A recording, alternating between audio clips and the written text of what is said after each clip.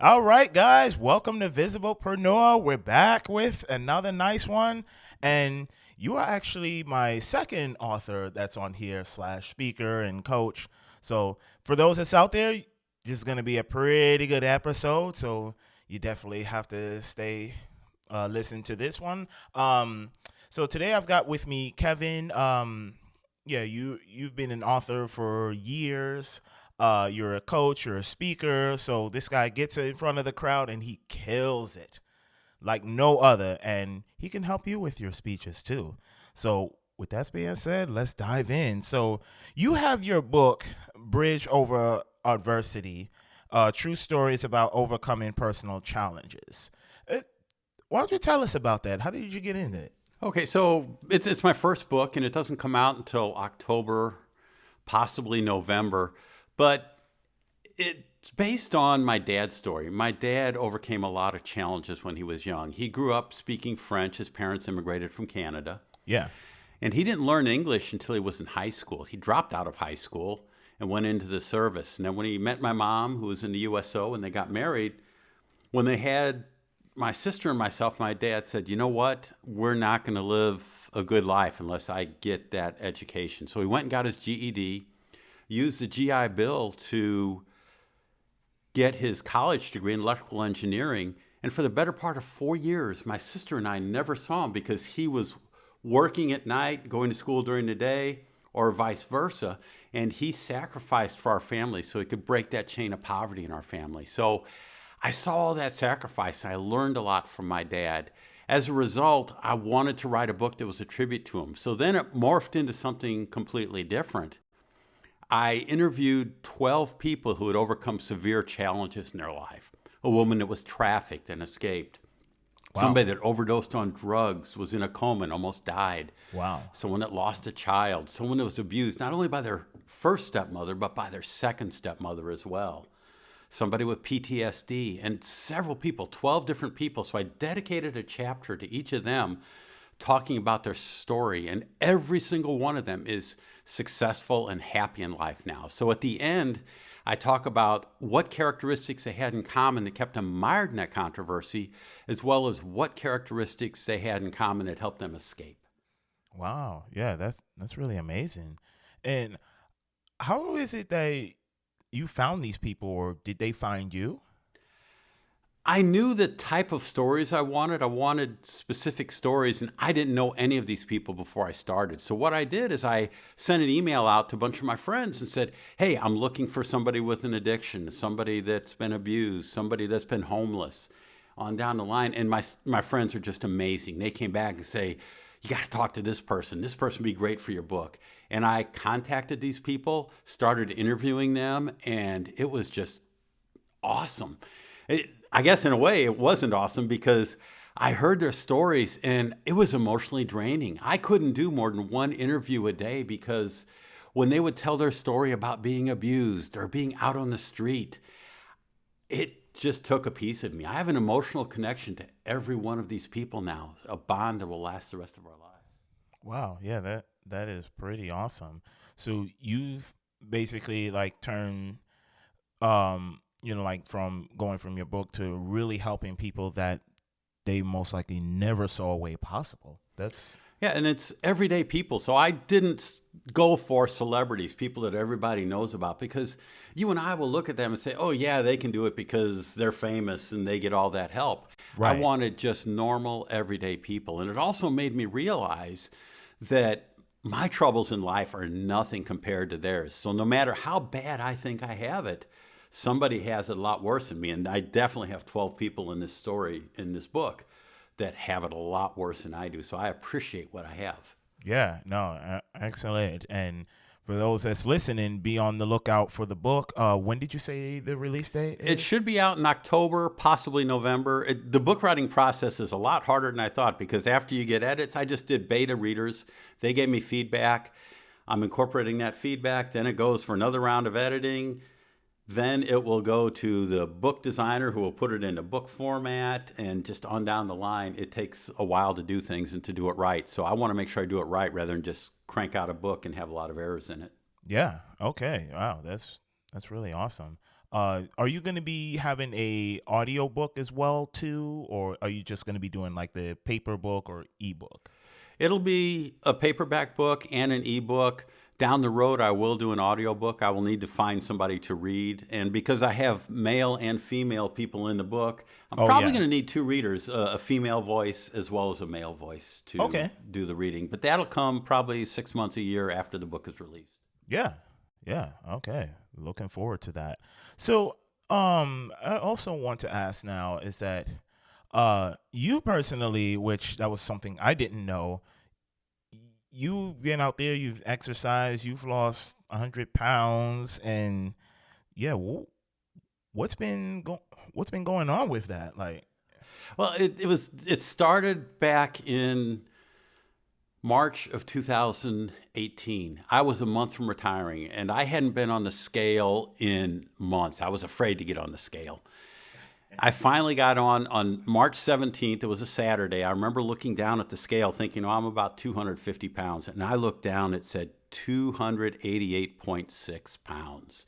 And that scared the bejesus out of me oh because man, I was close to retirement. And I don't know how many people I've seen retire, and a year or two later, I'm going to their funeral. And I didn't want to be that person. I wanted to live a long retirement. I was retiring early at 60 so I could enjoy life. And I wouldn't be able to do it if I was sick or dead. And the signs were all there. I just wasn't listening. I would wake up in the middle of the night gasping for air. I snored all the time. My acid reflux was off the charts. I would have acid reflux when I was sleeping at night, even though I had my bed at a high angle. And I would have to sit up 15, 20 minutes for the burning in my throat to stop. It was that bad. My knees and feet were sore every night. I couldn't go up a flight of stairs without huffing and puffing. So I immediately joined a boot camp, and I started exercising 3-4 days a week in boot camp and started eating what I thought was good food. And the boot camp did well. I lost about 30 pounds. I got down in that 250 range, but then I hit that brick wall. I couldn't lose weight anymore. And then I did what I find a lot of people don't do. I sought out more help. I found a weight loss coach. And when I yeah, found my weight loss coach, he put me on a path. And by September of 2019, I had lost 100 pounds. I weighed 188 pounds exactly. And my weight now fluctuates between 183 and 193 or so. But I've got that 5 pound cushion. And today I'm up about 2 pounds. I'm 190 pounds, but I'm not going to quibble over 2 pounds on losing 100. It's hard work. Don't kid yourself. But it's a habit. I didn't know the mental aspect. And that's what my weight loss coach taught me. I knew what to eat. I knew how to exercise. I knew what kind of exercises to do, but I didn't know how to break through that mental block and make eating properly and exercising properly a habit. yeah, yeah. Right on, and congratulations on that. Um, what was it like you said? The weight factor, just 2 pounds. You're not really worried about it. Either way, you're definitely more physically fit than I am, believe it or not. Because I've actually had more stomach than you, and I'm like, man, I should do something about it as well. Although again, just like you, I'm not really worried about it too much, as long as I'm not like morbidly obese. So, And I was morbidly obese. And technically now I'm not even slightly obese, which is nice to be. yes, isn't that really I'm awesome? feeling the best I've ever felt. Yes, right on, right on. So, because you're also part of networking, or I should say, the world of networking, not just Number Nine. What's been your experience like going through that? Networking is important, and the key to it is communicating well. And I'm a firm believer in communication. The root of most problems in life come from lack of communication. So in networking, I have to hone my skills in communication. I've been a Toastmaster since 2001, and I have given over 250 speeches. I've spoken in South Africa. I've spoken in Australia and several cities across the United States. When I was working, I was asked to be a speaker at conferences. So I really enjoy speaking in front of people. So networking comes pretty natural to me. I'm an outgoing person. Wow, yeah, and you've spoken almost worldwide. South Africa, that's pretty amazing. Wow, so I told you this guy is the man right here. So, going back into the book just for a minute, who is it that would benefit reading from it? It is designed for people that either, one, are experiencing challenges in their life and they feel a little bit down and don't think that they can get over those challenges in their life, no matter how big or small. Yeah. It's also for people that have loved ones who are fighting problems, and it teaches them what they can do to guide that person to success. So it's kind of a two-pronged approach. It's for people that have the problems, and sometimes the person has a problem, won't admit it, and won't read the book. Maybe it's going to take the person that loves them and cares for them to read it and say, here's what I need to do to help my son, my daughter, my parent, whatever it is.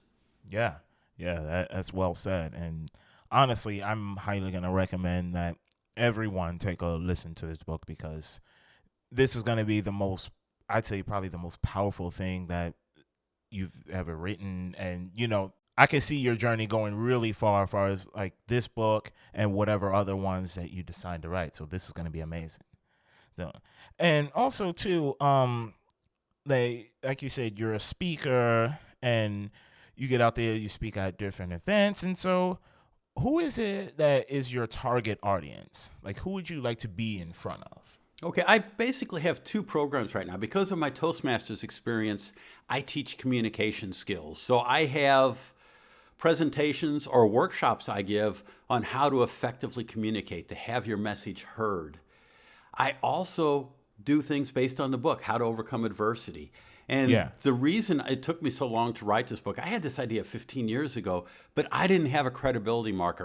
When people would ask me, why do you want to write this book and what gives you the credentials to write it, I couldn't say why I had the credentials. Once I lost my 100 pounds, I have that credibility marker now. So I talk about my journey losing weight, and then based on the audience I'm speaking to, I will pick the stories of the 12 people, a few of the 12 people, and use those stories to uplift them. So I'm looking for organizations that try to help their employees get better and forget about their problems or learn how to deal with their problems, because we all have problems in life. We all have to cope with things. I'm also looking for people and organizations that want to learn how to speak better, how to communicate, and how to get that message across. So those are basically my two go-to audiences, people or organizations that want to help their people become better at what they do or overcome their problems and be happy again in life, and people who want to communicate better. Yeah, I really love that. And like I said, you're definitely good at speaking. You've even helped me out a little bit where there was an error that I have on my end, which I still need to go in there and trace it. Like, I know it's somewhere. It's probably in front of my face. So I'm like, I will get it. So definitely appreciate that. And so tell us about your speaking experience, because I know you touched on it. Like, tell us a bit more about it. Okay. Well, first of all, I'll talk about Toastmasters. I'm a distinguished Toastmaster 2 times over. And distinguished Toastmaster, for those of you not familiar with Toastmasters, is the highest individual award you can earn in Toastmasters. You have to give probably about 40 or 50 speeches. You have to perform some leadership roles and several other things. You serve as an officer in your district, your Toastmasters district. You do a high-performance leadership project. So I've done that twice. I'm about to get my 3rd Distinguished Toastmaster in a few months. So I'm getting close to my 3rd time earning that. But I've also gone and spoken at conferences. My very first conference I spoke to was a maintenance conference. I have an engineering background. Imagine that. An engineer with public speaking skills. They don't exist. Well, maybe. But I spoke at a maintenance conference in Daytona, Florida, December in the mid-2000s. And I figured, well, you know what? In St. Louis, it's cold in the winter in December. Let me find a way I can get a trip to a warm area in December. I did that. I spoke, and I was their top-rated speaker. After that conference, I had people coming to me and say, hey, can you speak at our conference? Can you do this? And that's how I got flown to Australia. I spoke in both Perth and Melbourne, Australia. I got flown to South Africa, and I started speaking in Houston, in Denver, and various cities across the United States, Kansas City. But that kind of launched my speaking career, and I learned, and I feed off the audience. I love speaking in front of people. I've spoken at several organizations throughout the St. Louis area and just enjoy it. And I have hopefully honed those skills so I know how to engage an audience and deliver a message that they can, number one, remember, and number two, that will benefit them. Yeah. And going to the speaking part, what has been your biggest sized audience? And have you like gotten nervous in front of, let's say you're speaking in front of a crowd of maybe 1,000 people or 2,000 people?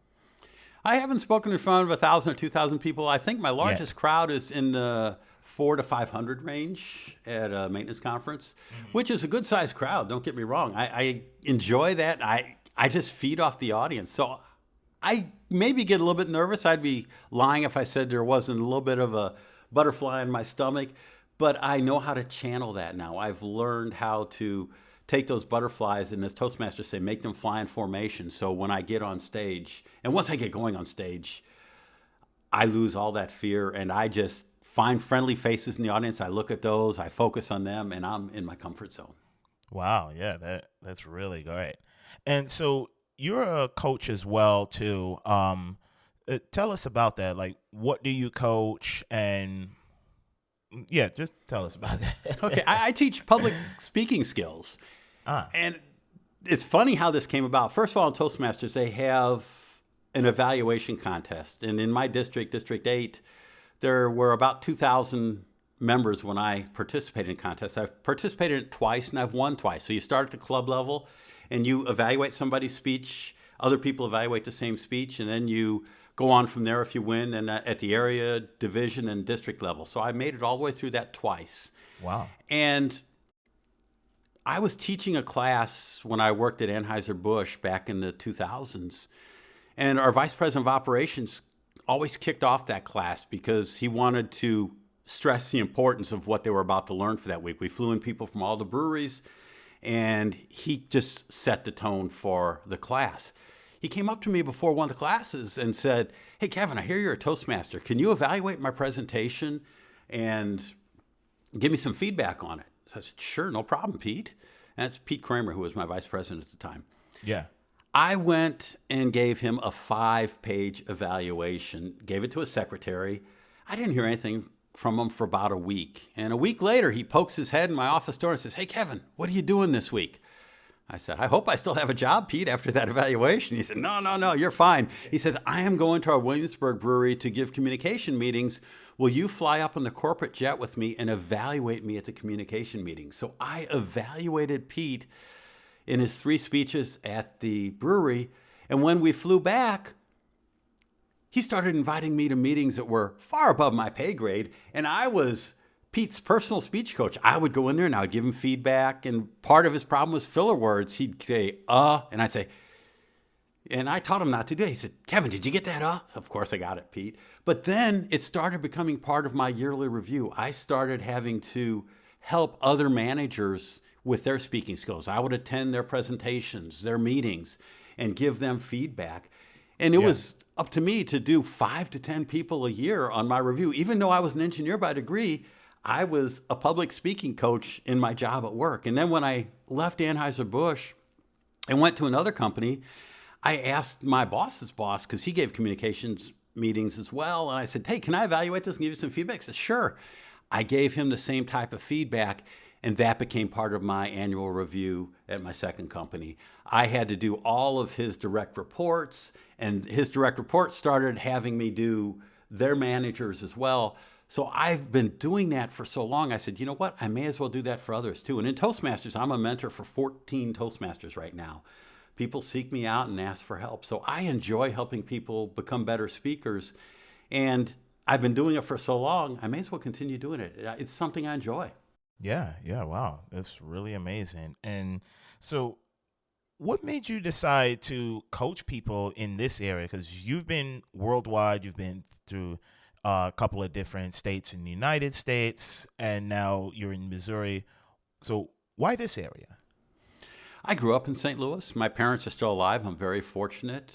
Oh, that's awesome. So I will probably end up living in St. Louis the rest of my life, but that doesn't mean I can't coach people throughout the entire United States or the world. If people are looking for it, especially now we have Zoom or we have various platforms for going online, I will take somebody's speech. They can record their speech, or I can watch it online, and I can give them that feedback online. I like seeing the person speak if at all possible because gestures and facial expressions are important as well. But I just really enjoy that, and I think I have a knack for it. I've helped so many people, and they say, oh, gosh, this is so good. Can you help me, or can you help my friend? And people just keep asking me. So if they see value in it, I see value in it as well, and I just really enjoy it. It's something I want to do, and what better job to have than something you enjoy?